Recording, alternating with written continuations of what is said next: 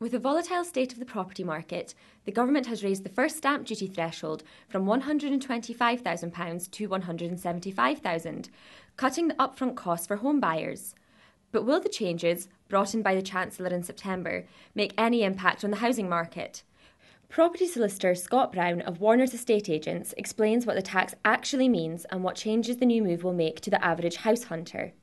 Prior to the changes, the stamp duty land tax on a purchase at £175,000 would have been £1,750, so they have saved that.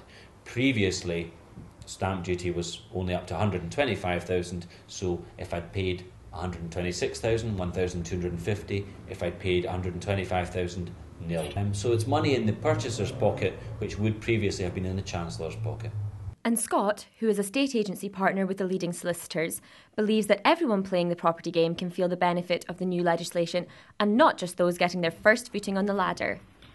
The main beneficiary will clearly be people at first-time buyer or entry level. In fact, in Scotland, the average price of property is approximately £155,000. Therefore, increasing the threshold from £125,000 to £175,000, the Chancellor has meant that the majority of purchases and certainly all the average level purchases will now be free of stamp duty.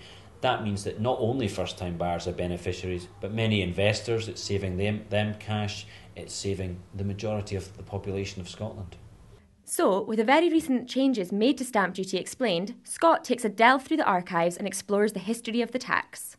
Physically, what would happen is you would go down to the stamp office and there would be lots of spinning wheels, and eventually there would be hard stamp on a machine, and you would see physically stamps, and they had stamps of £1, £1,000, 50p, 20p, all nature and size, and they were physically stamped with a red stamp. You still pay your stamp duty land tax, however, there is no physical stamping of deeds.